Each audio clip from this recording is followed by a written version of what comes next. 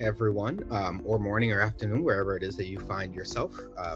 Thank you for your time and the opportunity to speak with you again. Big fan of doing collaborating with EC Council on these cyber talks, and preaching what we talk about every day with our clients and partners out there in the market. I hope you find this informational, this session informational and of value to you. Please feel free to ask questions via the chat at the end, which we will then work to address questions during the Q&A time.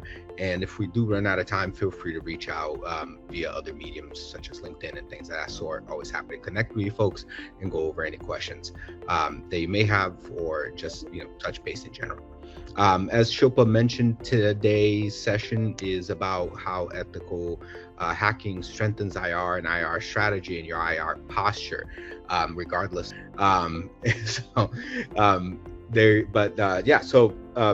Picking back up, so today's session's on how ethical hacking supports and strengthens your IR posture.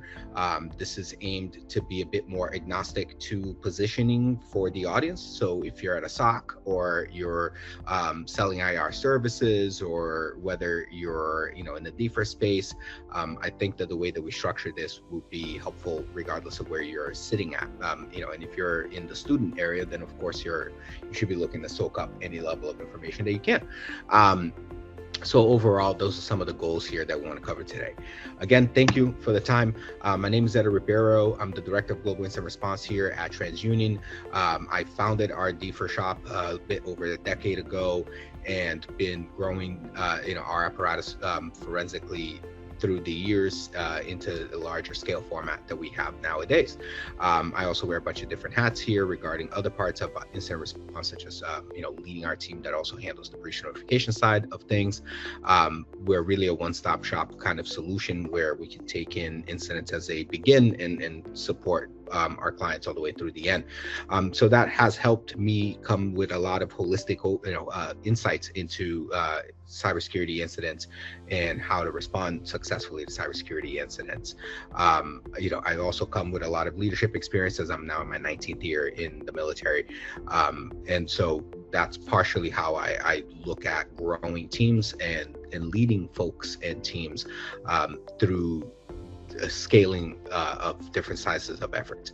So let's get right into it, because there's a good amount of stuff to talk about.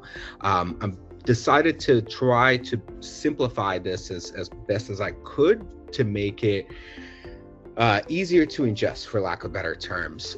This is can be a heavy topic, and it's hard to do it justice in 40 something minutes.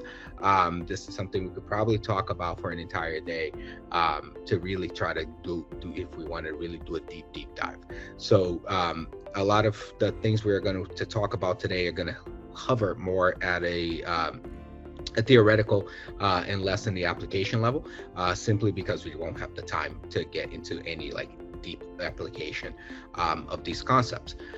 With that being said, this is how we are going to cover the content today. We're going to talk just a quick overview on red team, because as we red team ops, I should say, because as we mentioned before, and as we understand the audience to be, a lot of you folks are at the earlier part of your career, your students, or your young professionals, young leaders, and you may or may not be highly exposed to red team ops, even though it is certified ethical hacking. That is what EC Council is known for, right?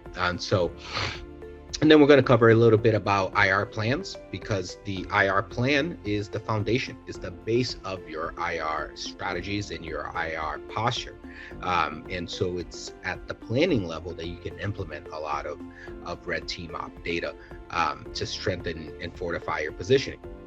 So we'll get into a little deeper into that concept as well, and then we'll go into the data itself. Okay, the types of things you tend to look for that will actually move the needle forward, and that's a big part of my goal. I want to provide you with information that really moves this.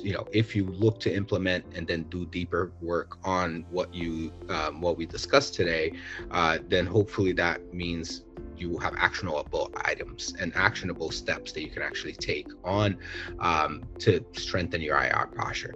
And that includes then feeding into the IR plan, which is how you will strengthen your posture. So that being said, let's talk about red team ops and just do a quick overview.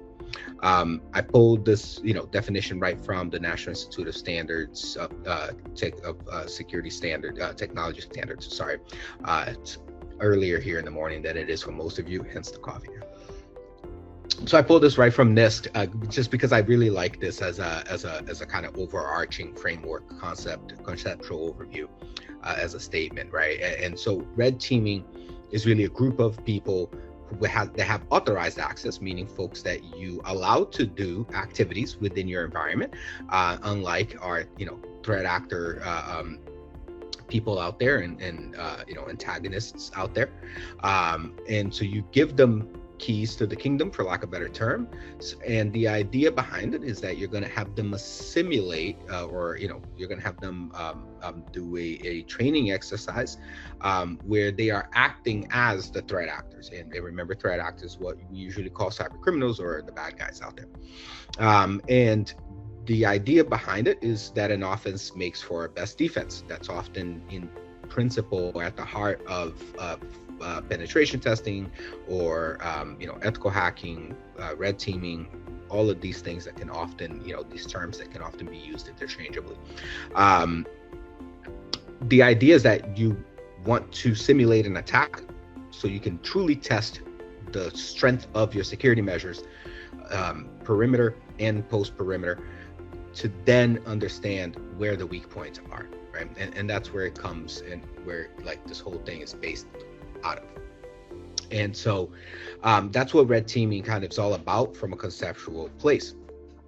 Now, I wanted to also, so keep that in mind as we go through this, because that concept, that everything I'm talking about here is designed for you to understand through the filter of, if I'm in a red team, or if I'm a security leader who's hiring a red team, either internally, because you might be in a large, enough enterprise to have that level of risk exposure, and then of course resources, right? Payroll, time, and the need to do this kind of work in-house, or whether you're hiring externally from a different shop, at whatever level the size of the organization is, a red team to conduct some sort of exercise within your environment. Okay, so keep that posture, or that stance, in your mind as we go through the content, because I think that'll help frame things a little bit more efficiently. I also wanted to talk about SMB and enterprise during this overview, right? So by SMB, we're talking about small, micro, small, medium business. Sometimes we call it micro SMB or micro SME. All the same stuff to talk about, all different terms to talk about the same stuff. So, when we're talking about micro businesses, we're talking about, business entities that have one person or more, to probably, 10 people or something. I would still consider that, 10, 15 people to be fairly micro, with some exceptions, of course. Tech companies, fintech, those types of companies tend to have a little bit of a carve out, right? Because you can be a very, very large business when it comes to presence in market, when you're in the tech industry with a very low amount of humans. So, remember that as well when we talk about SMB, that there are some caveats to SMB versus enterprise, which is normally going to be a very large organization, with 500 plus at least people. Okay, and then we're going to also use the terms of internal versus external. Okay, and to most of you, that's probably self-explanatory, but I want to make sure that we don't lose anyone throughout the session. And so when we're talking about external teams, we're talking about somebody that you hired to come do the work for you, to come do the testing for you, for whatever those reasons are. Maybe you need, in order to meet a compliance aspect, you have to have an external team, essentially a third party, come in and audit you, versus some level of internal auditing, which would be your own staff, folks you paid their salaries on to do so. Okay, so that's going to be the main way how we use external versus internal today during this session. Now let's talk a little bit about incident response plans and do an overview on IRPs, or incident response plans. Again, The focus of these overviews is to set the stage so we can have a more fruitful conversation on the next coming few slides. Incident response plans are the foundation. They're the building blocks of your security posture. If you're an organized organization, micro businesses, I think everyone is critical to have an incident response plan. But we live in a world where I try to apply common sense to things and logic. And I think a logical approach and a common sense driven approach is that, of course, not all IRPs are made equal. They're not all the same. And that your IRP has to match your business. They are supposed to be custom subjective documents that embody objective standards. And that's for a reason, right? Businesses, again, we're mostly talking about commercial entities here today.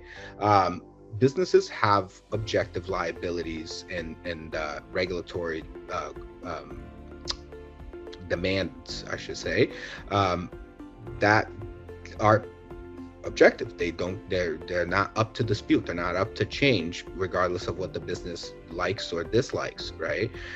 So if you are in the financial sector and you're in the state of New York, for example, you have NYDFS that you have to abide by, and you don't get to change those rules. It doesn't matter if you're a single financial advisor or whether you're, Fidelity. It doesn't matter how large you are, you still have to abide by those rules. And so those are going to be, objective standards that have a governing piece in how you do business, regardless of who you are. Therefore, it is absolutely critical, especially nowadays, 2025, going into 2026, to be operating in this world where we're all connected to the world, via the internet. We're all digital businesses. So the risks are out there. And I try to preach about this every day to our clients and to our partners. There's that myth of we're too small to be hit and that kind of thing that small business owners tend to think about. It's pervasive. It's incredibly hard to be rid of those myths because they are kind of inherent to a small business owner.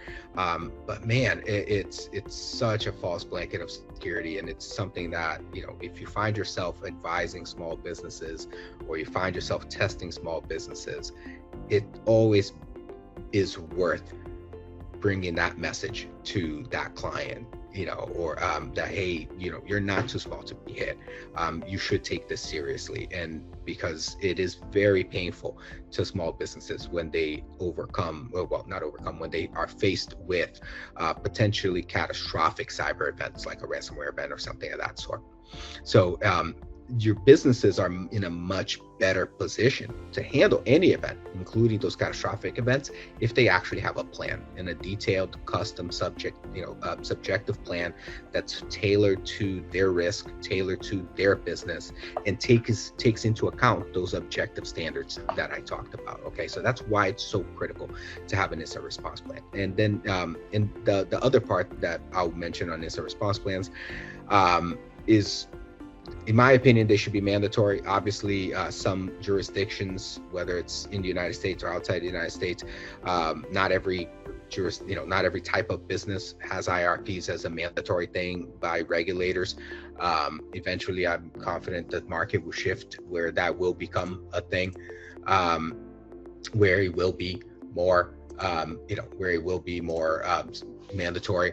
But we're not there yet.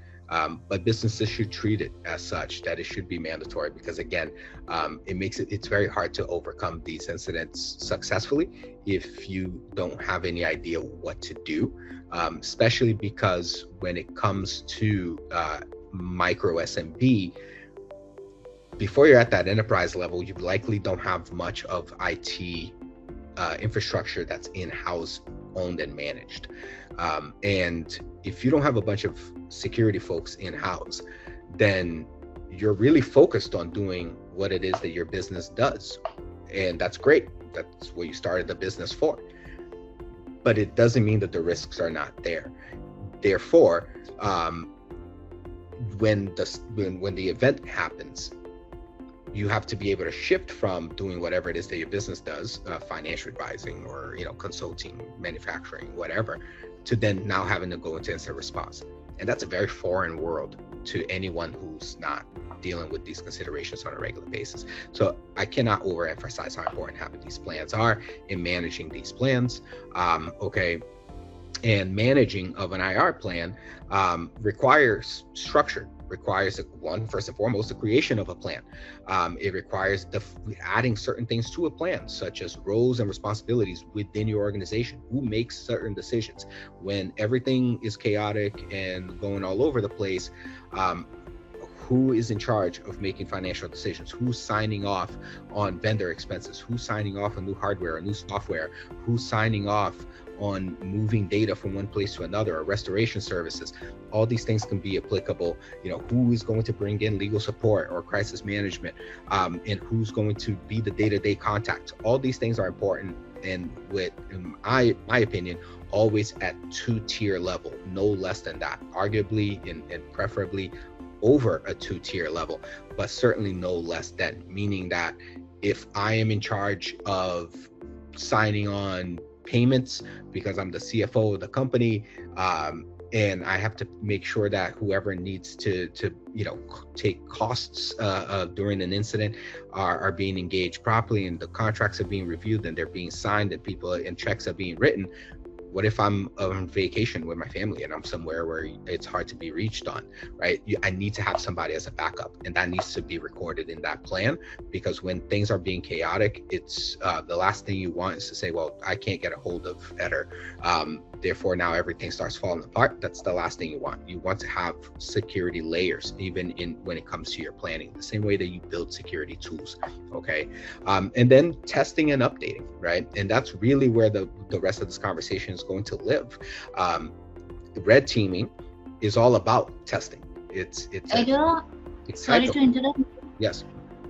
I cannot your camera is not visible. Can you please check? I'm sorry?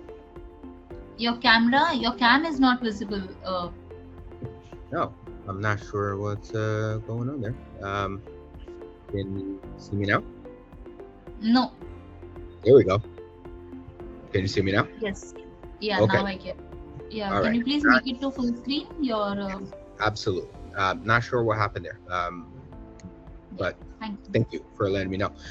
So like I was mentioning, the rest of this conversation is going to happen via this particular part of IR plan management, which is the testing and updating, because testing is where red teaming lives. That's why organizations engage in red team operations, is to test their environments, identify through those aggressive operations where are the weak points, so they can then update their security tools, update their security protocols, update their IR plans, and create actionable steps, create a roadmap of security enhancement efforts, for lack of better terms, or journey that they should be engaging on. Okay, so that's it for overviews. Okay, let's get into the actual data and red teaming. There are multiple reasons, of course, why organizations engage in red team ops. So as a quick backdrop to that, the most popular or common reasons are: one, you're really on top of your security, and I hope that that's the main reason. And that comes with a slight laugh, because we all know that often, look at the numbers of claims and incidents out there. That's not the main reason people do it, because if they did it, there'd probably be less incidents.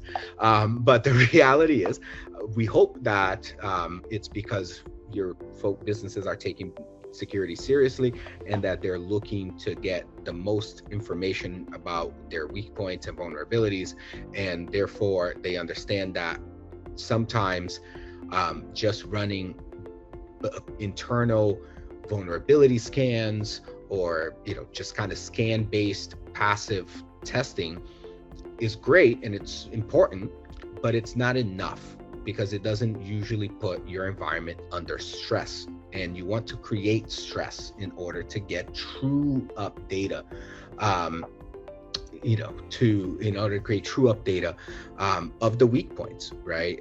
In the military, we always have the saying of you train as you fight, right? And that means that when we put soldiers through training, we put them under stress. People simulate explosions and simulate fire and simulate things that add to that, the stress of that environment and that testing engagement that you're undergoing.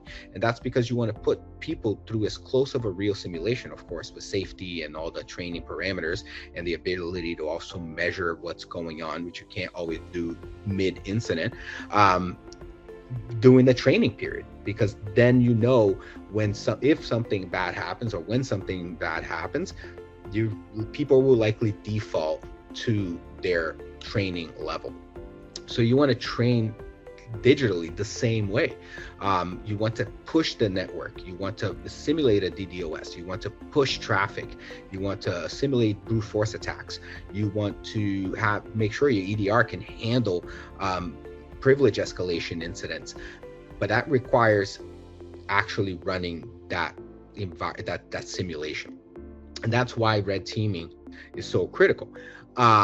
That's, and that leads you to, what should you hope to find during a red team exercise, or a red team operation? Well, you should hope to identify new vulnerabilities that fall outside the scope of passive scanning. You want to identify vulnerabilities that are not just 100% digital, such as how did people respond to it? Okay, especially if you're doing an uncredited, an uncredentialed, I should say not uncredited, an uncredentialed red team operation, where your red team is not using its privileged, given already provided admin credentials and higher level credentials, where they're literally trying to break into the network, whether that's via phishing simulations, trying to find zero-day exploits or known exploits within tooling that your operation uses that is on the edge, does facing the internet, and they can scrape some information about it from automated probes or from direct probing. You also, of course, once you gain initial foothold within a network, your red team, assuming your red team can gain initial foothold within your network, they also want to start testing, pushing the limits of your trust environment, right? And that's going to be through escalation, through user domain escalation privileges and things of that sort. You want to see if your tooling can detect those things, and also if your organization is large enough to have internal teams, are they receiving proper alerts? And if they are receiving alerts, are they actually going to act on those alerts? Because an effective uncredentialed red team operation should mean that not everyone is aware that when the actual activity is happening. That's the most aggressive, I would say, of red team operations, is when the majority of your org doesn't actually know when you're under test. And so if stuff starts to slow down, if things start to happen that abnormal, you want to see folks actually start ringing, the alerts start to kind of like ringing the alarms, as if the real incident is happening. And then you can tell them, yes, we're under a simulation. But you want to see how they react. That's such a valuable piece of testing. One thing I will add to this, because it's not something that's often talked about, if you're going to do really aggressive red team operations, I've seen this happen too many times, which is why I'm bringing this up. Red teams not demanding that you secure the environment prior to testing, as with redundancy. You want to make sure that not every part of your operation may have a bit by bit image copy of it, but if you're going to really go heavy on hardcore on a red team exercise in an environment, you want to make sure you have the day before or a couple hours before, as soon as the earliest, the closest to the simulation, an exact image of everything that's in there. Because we certainly have sometimes, for lack of better terms, broken an environment during testing, okay, where you launch a brute force attack that's arguably, they were not ready to handle, which is a great data to know, oh, okay, we can't survive, we can't take our gateway can't handle this many hits, and then it crumbled remote access for the company. Well, you want to be able to pause testing if you have to, especially if you're testing during business hours. You want to be able to pause testing and quickly bring that back up and running. So having the exact copies of everything before running a really strong simulation is recommended. And I've seen a lot of practitioners out there not make that a mandatory thing, and then have the testing actually degrade production and operations, and it caused a little bit of havoc during business hours, which of course is not something the business is going to be very happy about, right? So you want to find these information, so again, about how does your environment and your people handle the load of stress. What vulnerabilities, of course, are you identifying that fell outside of vulnerabilities you're identified by scans? Are there, red teams should be using creativity as they attack the network. Therefore, were there novel ways that the red team came up with attack venues or attack vectors that you did not anticipate that were going to be a way into your environment? Or if we're talking about post penetration, a way to get from right outside the gates into where your core data may or may not be. We're seeing a lot of this data right now, this exact kind of finding right now during red team operations because of AI usage. A lot of organizations are just turning on the LLMs and they're turning on the bots, and that they're fantastic for efficiency gains, and they're fantastic for really changing the way people can do the work that they do on a day-to-day basis. However, these tools are best used by the business when it has access to data, but that makes data part of your new perimeter. Perimeter is not just your firewalls now. It's also these LLMs that are attached to your data, which is why we're seeing so many incidents occur because of prompt injection, because the threat actors are getting really good at doing that. So your red teams are also going to start having to test your AI tools in order to understand if you can get them to easily leak data, and that will help you understand if you can how good your data mapping is, assuming you even have any data mapping, which is basically a requirement now if you're running AI tools within your network, and those AI tools have access to core data, which if you're getting the best out of those tools, they probably do. So testing those LLMs and testing those new features are going to be just core parts of red team operations, because businesses really need to find out information about what level of exposure is this tool creating for the business. So that's the kind of information you're going to hope to find. Likely outcomes that I think we get from red team operations tend to be that you find out you have more weak points than you thought you did. And we find that when we run a lot of red team ops, our clients are fairly surprised, not just by some of the novel weak vulnerabilities that are identified, but then how not ready the humans are to deal with an incident. The good news on that side, I think, is that there are plenty of actionable steps that you can use from that data. But one of the things before you take action is that you need to filter. One of the biggest issues I find with any kind of security operation, red team or blue team, is that nowadays the testing tools and the testing entities are, for lack of better terms, not afraid of data dumping.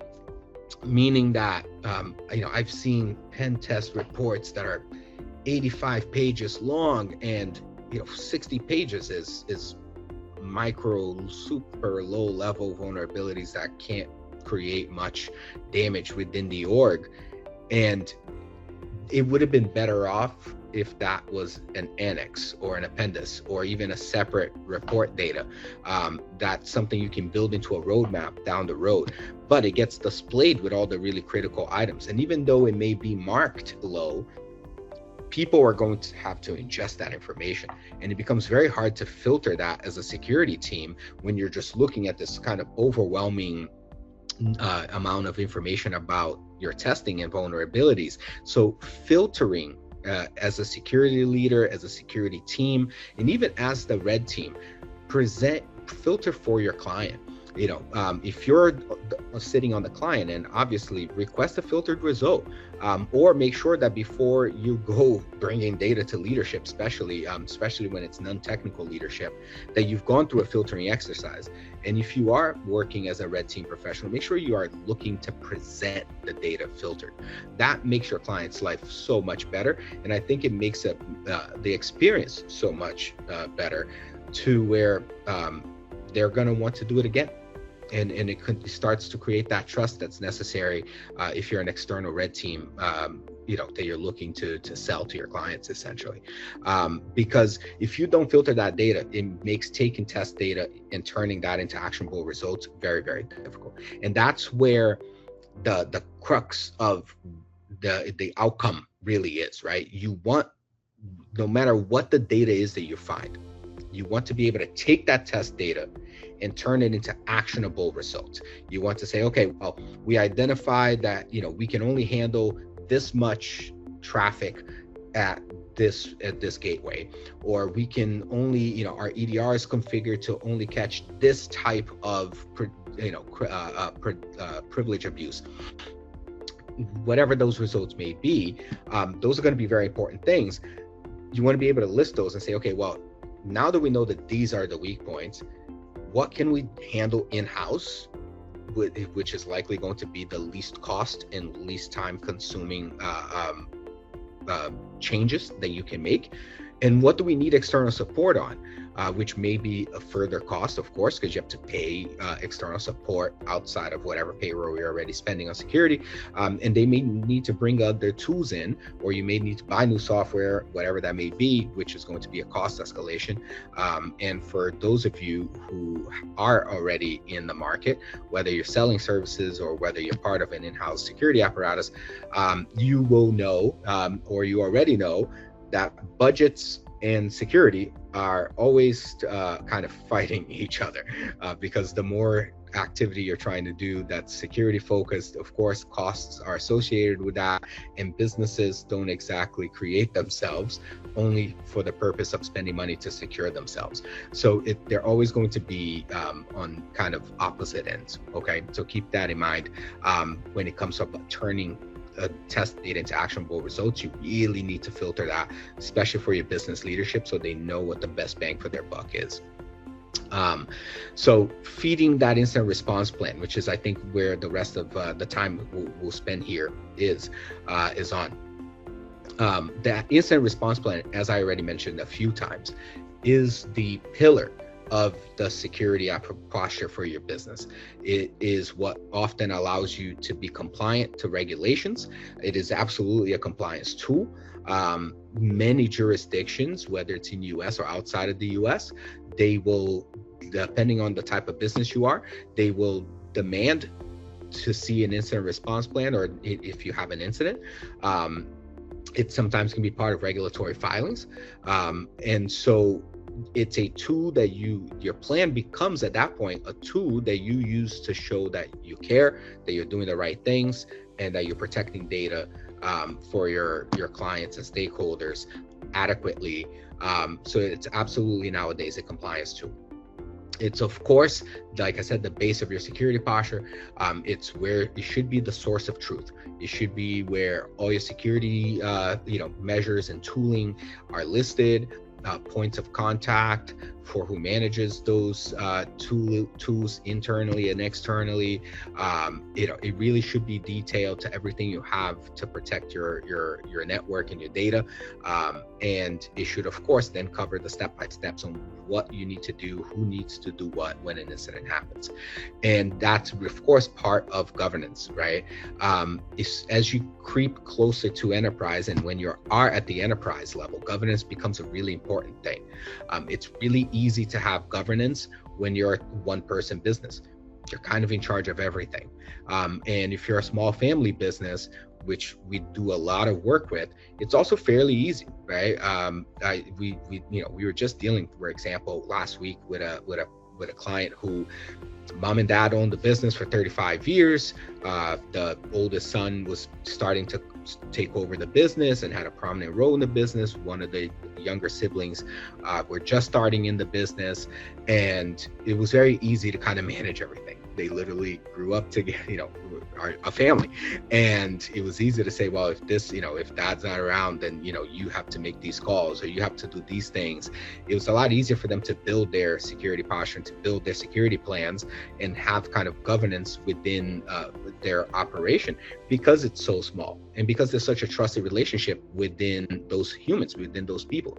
But as you grow bigger and your company now has departments and it has department chiefs and it has mid-management, governance becomes really important, because it's really easy. Somebody threw the term out the other day. It's really easy to get lost in the sauce.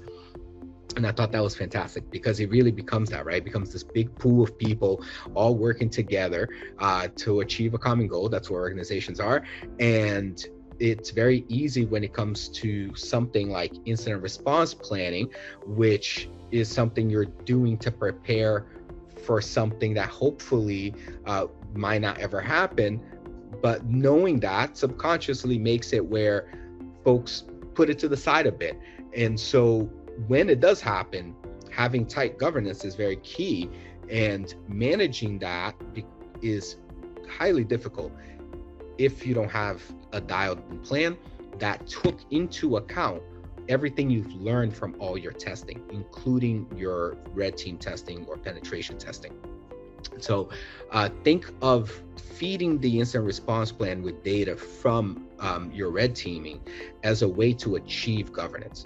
Because as you find out about how your red team exploited external vulnerabilities, how they exploited internal vulnerabilities, how they abused privileges, how they managed to set up a connection to an EC2 instance outside of your networks to run remote code execution, how they got to these things can have a material impact on how you govern your business.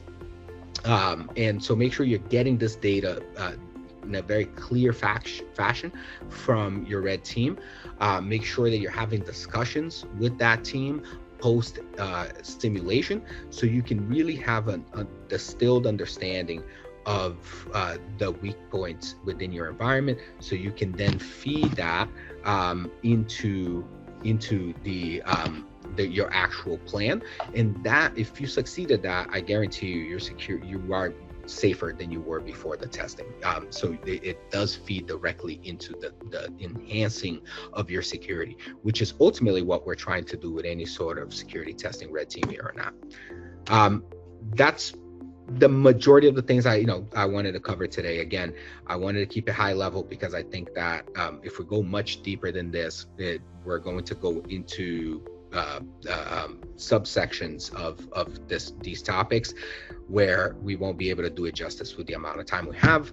And of course, we're pretty much now at time. We have about 16 minutes left, which we wanted to make about 15 of those for Q&A. So thank you for your time. It's much appreciated. I hope you found this useful and helpful. And again, it's always a pleasure to work with EC Council and Cyber Talks and have the opportunity to talk about these things that we're very passionate about with you every single that we do every day. So again, thank you for the time. It's always a pleasure.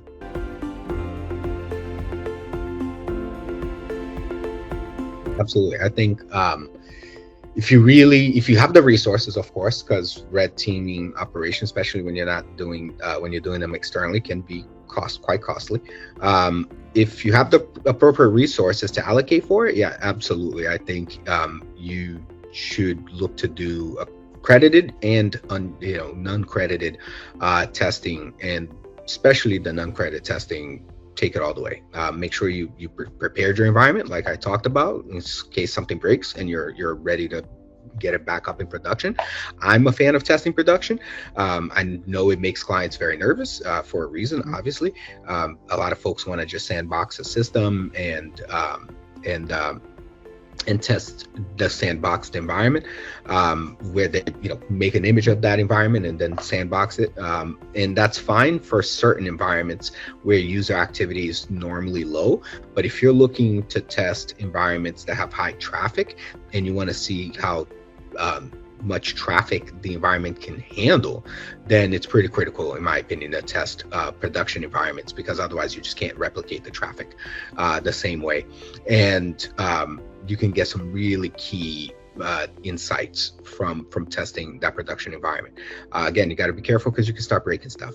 But yes, test it hard and take it all the way. See how far you can get. After all, if you're doing it in-house, or if you're paying a red team, you want to know where the weak points are. And if they exfiltrate data from your network, it's not technically exfiltration, because obviously they have authorized access and you have proper contractual agreements and things of that sort in place. But it goes to show how far a threat actor could take an incident, and those insights can be invaluable in the security of your environment. So yes. No. If red teaming, I mean, this depends on the disruption, of course. If you have, it's not a data breach, right? It's not a cyber incident. It's not an incident if your environment's penetrated by yourself because you're testing it. So under definition, you'd be okay as far as from you don't have to report something, reporting. After all, reporting is there in any jurisdiction about unauthorized access, not authorized access that happens to have a negative impact on your operation as far as ability to connect or things of that sort. Now, we're talking about just regulatory direct reporting, right? Contractual reporting may be different, right? So if your organization has contracts in place with other companies or even with governments and things of that sort, and your organization is contractually bound to report any outage of services, then yes, you need to probably, ahead of testing, let those organizations or regulators know, hey, we're going to be doing some heavy duty testing here, and it could potentially impact our connection to you or whatever, your connection to us. And you should give them the heads up. And if something happens, then yeah, of course, you should be, reaching out. I mean, it falls a bit outside of the session, but I'll address it nonetheless. Obviously, they're at the same way that threat actors are using LLMs and AI tools to generate phishing attempts and generate better phishing attempts. Security applications are also using their own LLMs and their own AI generation tools to look for signs of AI usage, whether it's in syntax, whether it's in metadata, because some AI tools generate essentially like a watermark when they generate content, even if it's in metadata. So you want to have tools that can, capture some sort of watermark, if that kind of technology is what was used by the attacker. You want to utilize these tools. Another part of phishing, especially when it comes to AI-based phishing nowadays, is revamping how you test the people and the humans. We used to tell folks that if you in phishing training or testing, that you want to look for certain grammar errors or syntax errors, things of that sort, because they are kind of giveaways to non-native speakers. But most of that's gone now with AI tools. So you actually have to train people to stop looking at that, because we've been training people for so long to look for these issues, and people start looking for them and thinking, oh, okay, I don't see these kinds of language differences, therefore can't be a phishing exercise. Well, now you have to retrain yourself to think that's no longer applicable. You have to pay more attention to headers and metadata and to other parts as the people receiving potential phishing attempts. And most importantly, you have to erect now much more robust internal policies that you have to then figure out how to demand compliance of those policies because of AI generated tools, right? If you receive a voicemail that sounds pretty much like your CFO requesting an unusual transaction of funding, It doesn't matter how much urgency there is, you have to follow internal security protocols, right? Whether it's pick up the phone and call that person, whether it's request a video chat, or whether if you have an office where you engage in personal, people are hybrid or in person, request an in-person meeting to go over it because of the unusual nature of the request. You have to, whatever it is that the protocol is requesting, you have to follow that with no exceptions, because it is now so easy, for lack of better terms, for threat actors to clone voice, sometimes clone even video, if you have enough resources as the threat actor, and if you also have enough data to feed the model about from that target that you're looking to deepfake. So these policies unfortunately become depends how limited, right? Of course, but if you have enough resources to do a red team, period. It's a classic answer, but I think start with testing perimeter defenses first is the most bang for your buck. Except that now you have to remember that the perimeter is starting to become redefined, right? The perimeter used to just be whatever servers you had that were on the edge, but now perimeter is also including cloud applications, because so much business data is being done via cloud apps. Think of your data transfer cloud tooling. Think of your email that's likely now on cloud and can have a lot of sensitive business information, if not actual personally identifiable information that you want to secure being exchanged via that. For some businesses, they still do that. It's not recommended, but they do it anyway. So you want to make sure you're encompassing that into testing. And then again, if you're using AI tools that are tied to your in-house hosted data, and those tools have the ability to call out to the internet, then you're also looking into testing those tools, because that data is part of the perimeter now, because that tool can access that data. So you want to test those tools as well. So that's really where the bang of your buck's going to be first, I would say, because of course, if you're already at a level where you have the resources to spend on red teaming, then I hope this means you have already also spent resources in internal security measures that are critical, like EDR and things, MDR, XDR, that kind of thing, because at the end of the day, those things, the perimeter can change, and perimeters can sometimes change very quickly, and it's also outside of your control, some of the security on it. So if there's a 0-day with your gateway, as an example, not much you can do about that other than hope a patch comes through really fast and maybe take down that gateway and block access to the world. But that's not always feasible, and you might not even know, because sometimes it happens so quickly. So you want to make sure that your in-house security is tight.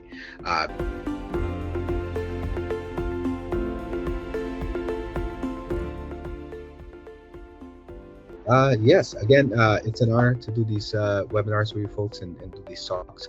I hope you guys find this helpful, and I hope this reminds you that, if anything, to keep fighting the good fight, right? Keep, you're on the security side.